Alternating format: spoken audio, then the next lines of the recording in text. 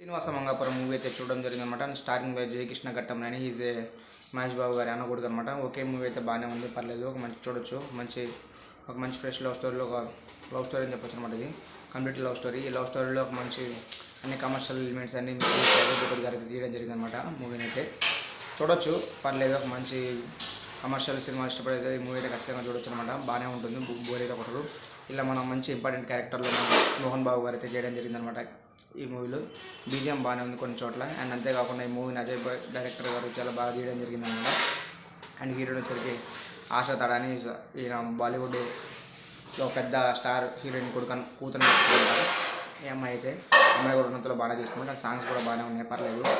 And అంతేకాకుండా ఈ మూవీలో స్టోరీ కానీ స్క్రీన్ ప్లే కానీ, స్టోరీ పాతదైనా కానీ స్క్రీన్ ప్లే చాలా ఎగ్జైట్ చేస్తుంది అనమాట. And coming to the point, మన జయకృష్ణ ఘట్టం అయితే యాక్టింగ్ అయితే నెక్స్ట్లో అని చెప్పొచ్చు. డ్యాన్స్లు కానీ ఫైట్స్ కానీ ఒకప్పుడు జూనియర్ మహేష్ బాబుని చూస్తున్నట్టు అనిపించింది అనమాట. పర్లేదు, మూవీ అయితే బాగానే ఉంది, చూడొచ్చు. ఒక మంచి కమర్షియల్ అన్నీ కావాలనుకుంటే ఈ మూవీ అయితే ఖచ్చితంగా చూడొచ్చు. స్టోరీ గిరి మంచిగా ఉంది, అంటే పాత స్టోరీ అయినా కానీ కమర్షియల్ ఎలిమెంట్లో బాగా తీసుకొచ్చిందన్నమాట. మూవీ అయితే బోర్ కొట్టదు, ఖచ్చితంగా వాచ్ చేయండి.